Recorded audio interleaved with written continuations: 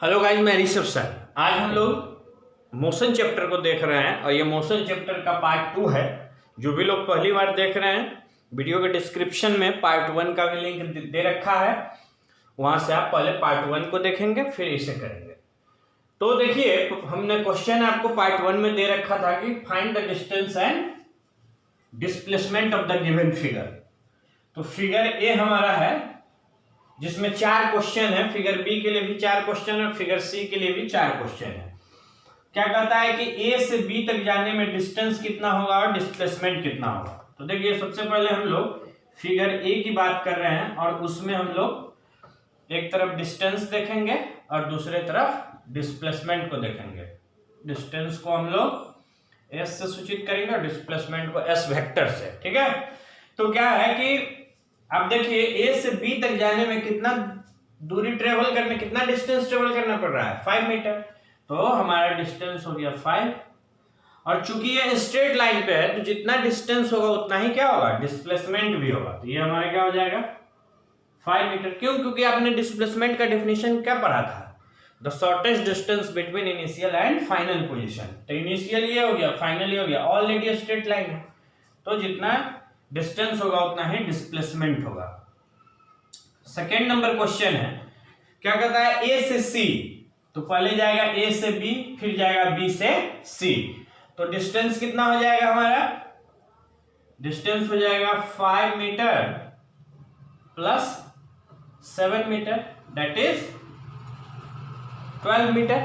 Clear है ना, क्योंकि एक बार यहां से यहां आएगा फिर यहां से। लेकिन डिस्प्लेसमेंट की अगर बात होगी तो फाइनल पोजीशन, इनिशियल पोजीशन ये है और फाइनल पोजीशन ये है, तो डिस्प्लेसमेंट हमारा क्या हो जाएगा, ये। ठीक है, तो इसे कैसे निकालेंगे, डिस्प्लेसमेंट हमारा जो होगा वो क्या होगा, एसी के बराबर हो जाएगा। और एसी कितना होगा, तो जरा ध्यान से देखिए, तो ये राइट एंगल ट्रायंगल है नहीं, तो ये हो जाएगा AB स्क्वायर प्लस क्या, BC स्क्वायर। और AB स्क्वायर हमारा कितना है, 5 का स्क्वायर 25, 7 का स्क्वायर 49, 74। तो ये हमारा क्या हो जाएगा, डिस्प्लेसमेंट हमारा √74 मीटर होगा। क्लियर है ना। अब क्या है, थर्ड नंबर में देखिए, A to D, A से D तक जाने में, तो A से पहले B, फिर B से C, फिर C से D, तो 5, 7, और ये भी क्या होगा 5 होगा, क्योंकि रास्ता जो कैसा है, रेक्टेंगुलर है। तो 5 और ये 5 कितना हो गया, 10 और 7 17। तो S हो जाएगा 5 प्लस 7 प्लस 5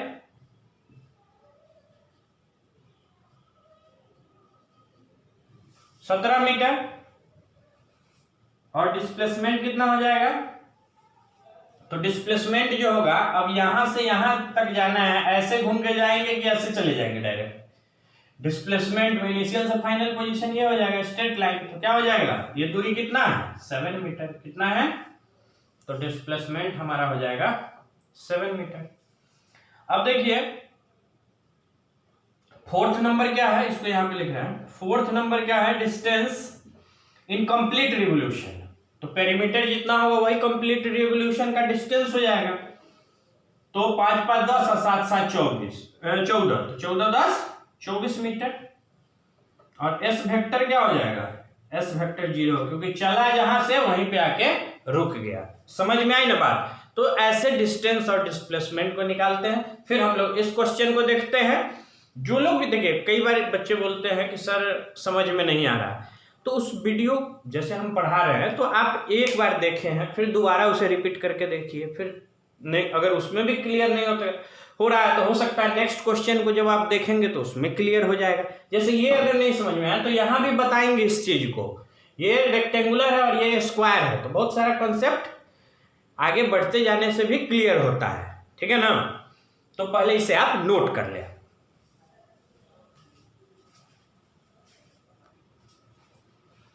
तो नेक्स्ट क्वेश्चन है हमारा, ये फिगर जो दे रखा है, ये पाथ कैसा है, सर्कुलर है।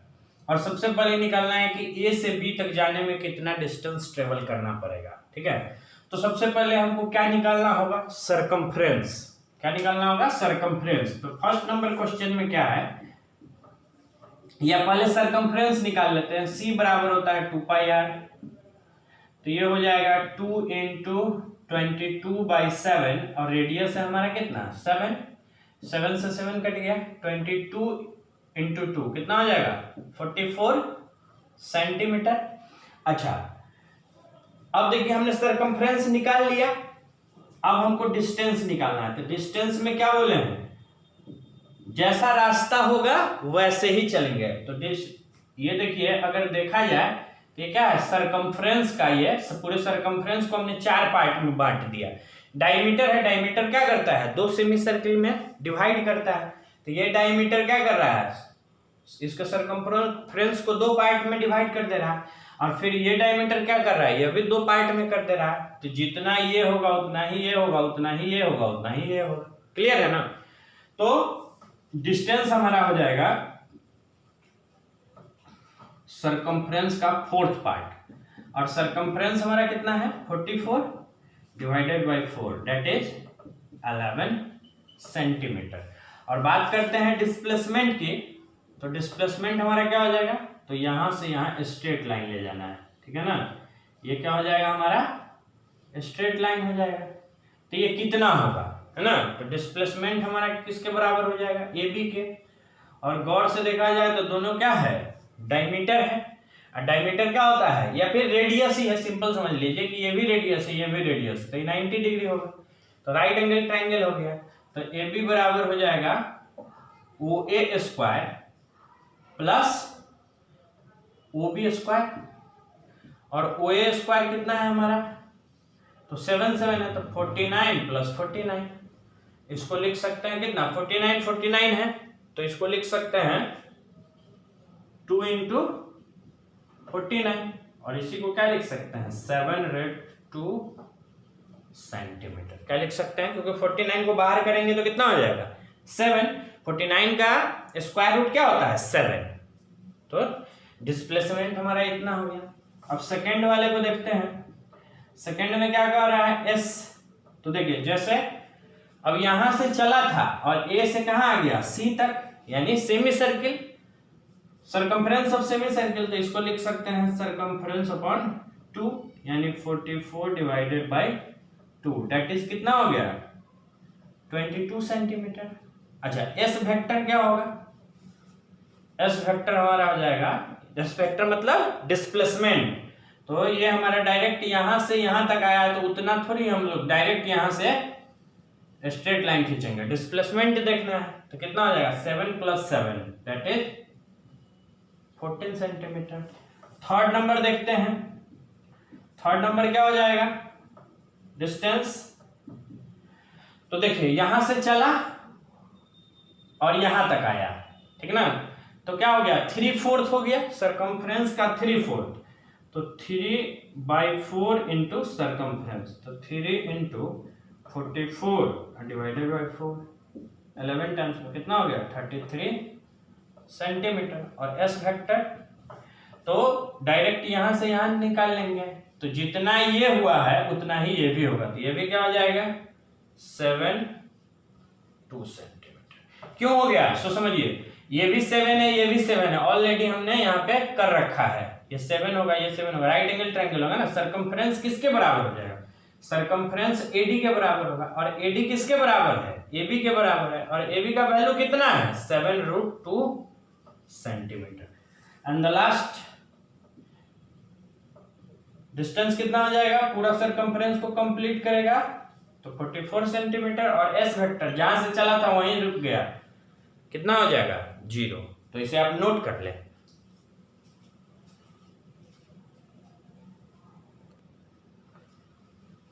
तो नेक्स्ट क्वेश्चन है हमारा, देखिए क्या है कि फर्स्ट क्वेश्चन को देखते हैं, क्या है एस, ए से बी।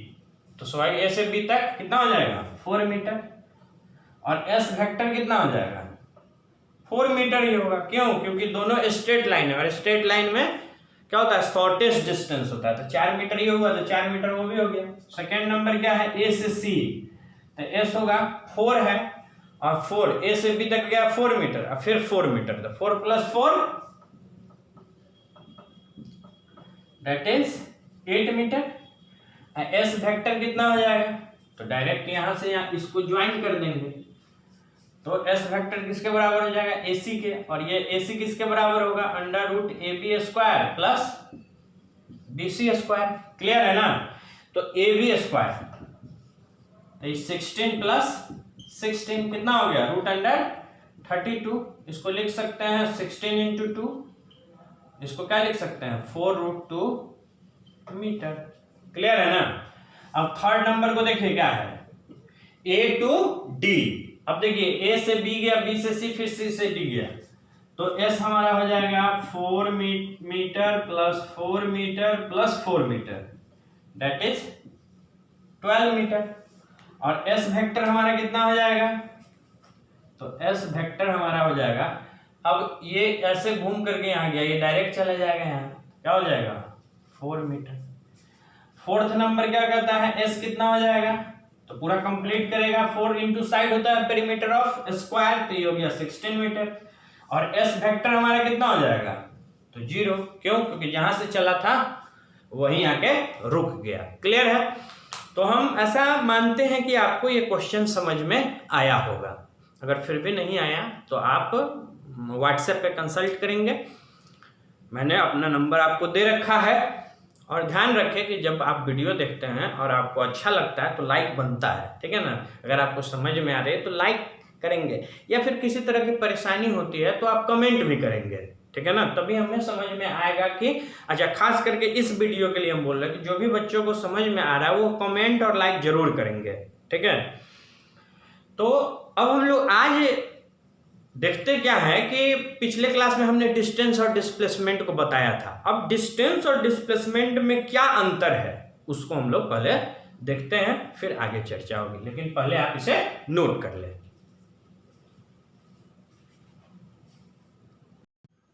तो यहाँ पे अब हम लोग डिस्टेंस और डिस्प्लेसमेंट को डिफरेंस बताए हैं। यहाँ पे पांच पॉइंट हमने लिखा है। क्या है कि डिस्टेंस, एक तो अंतर हो जाएगा दोनों में कि उसका डिफिनेशन लिख देंगे, क्या कि the actual length of the path covered by moving object that is called distance, and it is the shortest distance between initial and final position of moving object. तो एक अंतर तो ये हो गया। दूसरा अंतर हो गया कि डिस्टेंस स्केलर क्वांटिटी है। डिस्टेंस क्या है, स्केलर क्वांटिटी। क्यों, क्योंकि इसके पास सिर्फ मैग्नीट्यूड है, और यह क्या है, वेक्टर क्वांटिटी है। अच्छा, इसमें एक और हम बना सकते थे कि डिस्टेंस को जब भी चेंज करना होगा तो उसके मैग्नीट्यूड में परिवर्तन लाना होगा, जबकि डिस्प्लेसमेंट को अगर चेंज करना है तो उसमें क्या, मैग्नीट्यूड के साथ साथ डायरेक्शन भी है, तो डायरेक्शन को भी चेंज कर देंगे तो क्या होगा, डिस्प्लेसमेंट हमारा चेंज हो जाएगा। अब किस तरह से चेंज हो जाएगा, इससे पहले वाले क्वेश्चन को हमने बनाया, उसमें देखा है क्या था कि अगर मान लीजिए डायरेक्शन उसका चेंज हो रहा था तो डिस्प्लेसमेंट का हमारा क्या हो जा रहा था, वैल्यू चेंज हो जा रहा था। इसी क्वेश्चन में देखे थे कि यहाँ से यहाँ तक अलग था, फिर डायरेक्शन चेंज हो गया, ऐसे जा रहा था तो फिर डिस्प्लेसमेंट अलग था, तो ऐसे बढ़ना चाहिए था, लेकिन ऐसे बढ़ गया, ऐसे चला गया, तो हम डायरेक्ट ये निकाल ले रहे थे। तीसरा है कि डिस्टेंस को अगर मान लीजिए अलग अलग, जैसे कि पिछले क्वेश्चन में हमने देखा कि डिस्टेंस को ऐड करना था तो सिंपली अरिथमेटिक लगाते हैं, लेकिन जब हमको डिस्प्लेसमेंट को निकालना होगा तो इसके लिए एक स्पेशल आता है वेक्टर लॉ ऑफ एडिशन, ठीक है। ये चीज हालांकि पढ़ना है हमको 11th में, ठीक है, लेकिन हमने डिफरेंस में इसको भी बता रखा है। क्या है, it is always positive. Distance कभी भी निगेटिव या जीरो नहीं हो सकता, हमेशा पॉजिटिव होगा, लेकिन डिस्प्लेसमेंट हमारा निगेटिव भी हो सकता है, पॉजिटिव भी हो सकता है, जीरो भी हो सकता है। अभी तक आपने जीरो वाला देखा है लेकिन निगेटिव को नहीं देखा। सिंपली समझ लीजिए कि एक व्यक्ति, जैसे मान लीजिए ये नंबर लाइन है हमारा, ठीक है, एक 3 मीटर इधर जाता है, फिर 2 मीटर इधर जाता है, फिर इधर चला आता है, ठीक है। तो डिस्प्लेसमेंट जब भी देखेंगे हम, यहां से चलना शुरू किया था तो डिस्प्लेसमेंट हम इसको देखेंगे, तो अगर इधर वाले को पॉजिटिव कंसीडर कर रहे हैं तो इधर क्या हो जाएगा, निगेटिव हो जाएगा। लास्ट है कि it is represented by S, जो कि हमने पिछले क्वेश्चन में एस से दिखाया भी है, और वेक्टर को हम लोग किस चीज से रिप्रेजेंट करेंगे, एस वेक्टर से। अच्छा, यहाँ पे और बढ़ा सकते थे कि अगर स्केलर क्वांटिटी है तो सिर्फ इसके पास मैग्नीट्यूड होगा, इसके साथ मैग्नीट्यूड और डायरेक्शन दोनों होगा, एक पॉइंट हमने बताया है अभी कि क्या कर सकते हैं कि distance can be change by changing in the magnitude, but displacement can be change bye either changing in magnitude और डायरेक्शन और बोथ। समझ रहे हैं ना बात? तो बढ़ते हैं कुछ आगे, हम लोग और थ्योरेटिकल पार्ट को देखते हैं। पहले इसे आप नोट कर लें।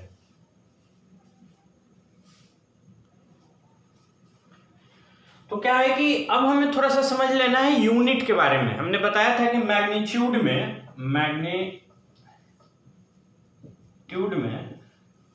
क्या है कि दो चीज होता है, एक तो न्यूमेरिकल वैल्यू होता है और उसके साथ एक यूनिट भी लगा रहता है। ये यूनिट होता क्या है? तो यूनिट में हम लोग क्या करते हैं, मीटर, केजी, उसके बाद सेकेंड, अलग अलग, मीटर पर सेकेंड, है ना, किलोमीटर पर आवर, ये सब क्या है, यूनिट है। और भी हो सकता है एम्पियर, वोल्ट और जूल, और क्या हो सकता है वाट। ये सब क्या है, यूनिट दे रखा है। ये सब क्या है, जो भी चीज आप देख रहे हैं ये सब क्या है, यूनिट है।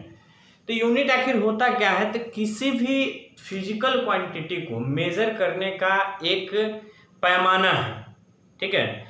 अब कह सकते हैं, इसको डिफाइन करते हैं कि द चूजन स्टैंडर्ड, यू देखिए यहाँ पे लिखे हैं, the chosen standard use for measuring a physical quantity. किसी भी फिजिकल क्वांटिटी को मापने के लिए एक चुना गया हुआ स्टैंडर्ड है ना।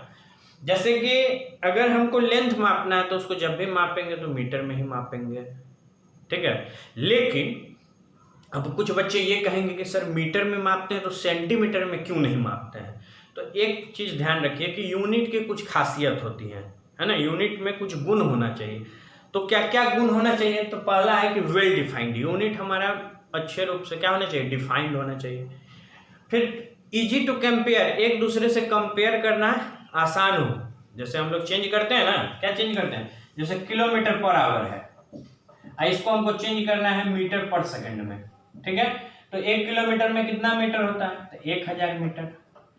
1 आवर है, ये जो है ये क्या है, इनवर्स का सिंबल है, मतलब क्या, नीचे में 1 आवर। इसको अगर सेकंड में चेंज करेंगे तो 60 × 60, 10 से 10 10 10 10, ठीक है, सॉरी 10 से 10 10 से 10, और 2 3 जा 6 2 5 जा 10, यानी कितना हो गया 5/18 मीटर पर सेकंड। ध्यान रखेंगे कि जब भी आपको 1 किलोमीटर पर आवर से मीटर पर सेकंड में जाना हो तो क्या करेंगे, 5/18 से मल्टीप्लाई कर देंगे। किलोमीटर से पर आवर से मीटर पर सेकंड में अगर जाना हो तो 5/18 से गुना कर सकते हैं। याद देखिए, मीटर पर सेकंड से अगर हमको किलोमीटर पर आवर में जाना है तो क्या करेंगे, तो 1 मीटर में कितना किलोमीटर होता है, 1/1000। अब बटा क्या हो जाएगा, ये क्या हो जाएगा 1/60 × 60, सॉरी ये यहीं पे होगा ना, पर आवर, मीटर पर सेकंड है ना, सेकंड से आवर में चेंज करना है, सेकंड से आवर में चेंज करना है। अच्छा देखिए, इसको हम क्लियर कर देते हैं, 1 मिनट, इसको ज्यादा, इसको क्या 1 मीटर पर सेकंड है, 1 मीटर को क्या लिख सकते हैं 1/1000 किलोमीटर। अब पर सेकंड है मतलब यहाँ पे है नहीं, तो 1/60 × 60, तो ये तो ऊपर चला जाएगा, क्या हो जाएगा 60 × 60/1000, 10 10 10 10, फिर ये 5 हो गया, ये 3 हो गया, तो कितना हो गया 18/5 किलोमीटर पर आवर। तो जब भी हमको मीटर पर सेकंड से किलोमीटर पर आवर में जाना हो तो 18/5 से गुना कर सकते हैं, ठीक है। ये चीज आपको न्यूमेरिकल में मदद करेगा, न्यूमेरिकल बनाएंगे तो उस समय इसका यूज आएगा, इसलिए अभी हमने इसको बता दिया। तो क्या है कि इसमें कह रहा था कि इजी टू कंपेयर करना, एक दूसरे से तुलना करना आसान है, इजी टू रिप्रोड्यूस। फिर मतलब मीटर से सेंटीमीटर, सेंटीमीटर से किलोमीटर, रिप्रोड्यूस मतलब एक फार्मूला से दूसरा फार्मूला, है ना, एक यूनिट से दूसरा यूनिट बनाना आसान हो। इंटरनेशनली एक्सेप्टेड मतलब सारे जगह पे, वर्ल्ड के किसी भी स्थान पे उसका स्टैंडर्ड यूनिट वही होना चाहिए, सब जगह यूनिट एक ही होना चाहिए। अब है independent of changes in physical condition, और फिजिकल कंडीशन में चेंज करने से कोई परिवर्तन न आता हो, ठीक है। हालांकि यूनिट के बारे में हम विशेष रूप से क्लास 11th में देखेंगे। अब आप ये भी सोचेंगे सर बार बार बोलते हैं कि 11th में, देखिए है क्या ना कि 9th 10th का कुछ ऐसा चीज आपको दिखेगा जो 11th में जाने के बाद उसका पूरा परिदृश्य बदल जाएगा, मतलब पूरी तरह से परिवर्तन होगा। लगेगा कि वो 9th में पढ़े तो वो गलत था क्या, तो बिल्कुल भी नहीं, क्योंकि 9th लेवल और 10th लेवल में बहुत सारे ऐसे चीज हैं जिसको ऐसे ही समझा जा सकता है, ठीक है ना। फिर आप जब आगे बढ़ेंगे तो आपको वहां पे समझ में आएगा कि नहीं अच्छा ये इसलिए यहाँ पे ऐसे बताया गया था, ठीक है। तो ये चीजें हैं। देखिए तो यूनिट की जहां तक बात है तो यूनिट में क्या है कि सबसे पहले जो यूनिट आया था वो आया था सीजीएस यूनिट, ठीक है। तो उस समय में 3 ही फंडामेंटल हमारा यूनिट था, लेंथ, मास और टाइम। देखिए तो लेंथ मास टाइम में क्या था कि सीजीएस यूनिट आया सबसे पहले, जिसमें लेंथ को हम लोग किस चीज में देखते थे, सेंटीमीटर में, मास को किस चीज में तो ग्राम में, और टाइम को किस चीज में तो सेकेंड में। उसके बाद आया हमारा एफपीएस यूनिट, जिसमें लेंथ को हम लोग क्या करते थे फुट में, ठीक है, फुट फीट, और मास को हम लोग पाउंड में, और टाइम को सेकेंड में। उसके बाद आया एमकेएस यूनिट, उसमें क्या था कि लेंथ को मीटर, उसके बाद मास को केजी में और टाइम को सेकेंड में। देखिए तो यूनिट जो है वो 2 तरीके का है, एक है फंडामेंटल यूनिट, दूसरा डिराइव्ड यूनिट। ये फंडामेंटल यूनिट और डिराइव्ड यूनिट में क्या अंतर है समझिए कि आपने हिंदी में पढ़ा होगा स्वर और व्यंजन को, तो स्वर का उच्चारण अपने आप होता है और व्यंजन का उच्चारण स्वर की मदद से होता है। सेम चीज यहाँ भी है, क्या है फंडामेंटल और डिराइव्ड यूनिट। फंडामेंटल में क्या है कि वैसा यूनिट जो 7 बेसिक यूनिट है जिसकी मदद से हम लोग दूसरे फिजिकल क्वांटिटी के यूनिट को क्या करेंगे, डिराइव करेंगे। जिसमें पहला है लेंथ, जिसका ऐसा यूनिट होता है मीटर, इसको हम एम से रिप्रेजेंट करते हैं। सेकेंड है मास, जिसका होता है केजी, किलोग्राम, उसको केजी से के और जी से सिंबल से रिप्रेजेंट करते हैं। तीसरा है टाइम, जिसको हम सेकेंड, सिंबल हो गया एस। नेक्स्ट है हमारा इलेक्ट्रिक करंट, जिसको एम्पियर से सिंबल होता है ए। उसके बाद टेम्परेचर है, जिसको केल्विन से, जिसका सिंबल के होता है। उसके बाद क्या है ल्यूमिनस इंटेंसिटी, जिसका कैंडेला सीडी से। उसके बाद अमाउंट ऑफ सब्सटेंस, जिसका ऐसा यूनिट होता है मोल और एमओएल मोल से रिप्रेजेंट करते हैं। डिराइव्ड क्या है इसको बाद में बताते हैं, लेकिन इन सब के अलावा थोड़ी देर के बाद बताते हैं डिराइव्ड यूनिट क्या है। इन सब के अलावा 2 और फंडामेंटल यूनिट के साथ साथ 2 क्या है सप्लीमेंट्री यूनिट है, ठीक है। सप्लीमेंट्री यूनिट क्या कहलाता है कि एंगल से रिलेटेड चीजों को हम लोग देखेंगे। उसमें 2 तरह का है, एक है सॉलिड एंगल, इसको यहीं पे लिख लेते हैं सप्लीमेंट्री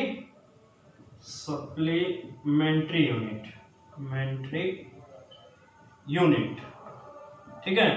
इस सब के अलावा जब ये 7 बेसिक चीज हो गया तो यूनिट ये एंगल रह गया था, तो उसमें पहला आया प्लेन एंगल, और इसका ऐसा यूनिट होता है क्या चीज, रेडियन। क्या होता है रेडियन, इसको हम लोग आरडी से सूचित करेंगे, सॉरी आरएडी से। और एक है सॉलिड एंगल, जिसको हम लोग स्टेरेडियन, इसका ऐसा यूनिट क्या होगा स्टेरेडियन, और इसको एसआर से सूचित करेंगे। अब डिराइव्ड में देख लीजिए क्या है कि जैसे मान लीजिए स्पीड है, तो स्पीड का ऐसा यूनिट क्या हो जाएगा, स्पीड क्या होता है डिस्टेंस बाय टाइम, और डिस्टेंस का ऐसा यूनिट क्या हो जाएगा मीटर, क्यों, क्योंकि डिस्टेंस एक लेंथ है, और टाइम का क्या हो जाएगा सेकंड, तो क्या हो जाता है मीटर पर सेकंड। समझ गया ना। तो बाकी जो भी चीज है आपके पास, देखिए जैसे फोर्स बराबर होता है मास इनटू एक्सीलरेशन। अच्छा एक्सीलरेशन का देख लीजिए क्या हो जाएगा, एक्सीलरेशन का हो जाएगा चेंज इन वेलोसिटी होता है, तो वेलोसिटी का क्या हो जाएगा मीटर पर सेकंड अपॉन टाइम, तो टाइम का सेकंड, तो क्या हो जाएगा मीटर पर सेकंड स्क्वायर। जब पूरा पढ़ाएंगे ना एक्सीलरेशन वगैरह तब समझ में आएगा कि कैसे इतना होता है। फोर्स बराबर होता है मास इनटू एक्सीलरेशन, मास का केजी मीटर पर सेकंड स्क्वायर, यानी केजी मीटर पर सेकंड स्क्वायर। और इसी चीज को हम लोग क्या कहते हैं न्यूटन, क्या कहते हैं न्यूटन, क्योंकि इस फोर्स के बारे में आइजैक न्यूटन ने बताया था, तो अपने ही नाम पर इसे इसका यूनिट रखा गया जो कि क्या था, न्यूटन। तो आज हमने देखा कि डिस्टेंस और डिस्प्लेसमेंट के बीच में अंतर। दूसरा क्या देखा, यूनिट के बारे में देखा, कुछ न्यूमेरिकल देखा, ठीक है ना। तो नेक्स्ट क्लास में हम लोग स्पीड के बारे में चर्चा करेंगे। ये चीज जो आपको बताए हैं यूनिट के बारे में, ये थोड़ा सा ऊपर का चीज है, लेकिन पढ़ना तो है, क्योंकि यूनिट कैसे आता है, क्या होता है यूनिट, इन सब चीजों के बारे में हमें समझना है, ठीक है। तो खूब बढ़िया से आप इस वीडियो को देखिए और सभी चीजों का नोट्स बनाइए और विधिवत तरीके से पढ़ाई आपकी चलती रहनी चाहिए, ठीक है। तो मिलते हैं फिर अगले क्लास में, ठीक है। और घर पे रहिए, सुरक्षित रहिए, मन से पढ़ाई कीजिए, खुश रहिए, ठीक है ना। और फिर हम लोग नेक्स्ट क्लास में इसके आगे की पढ़ाई करेंगे। धन्यवाद।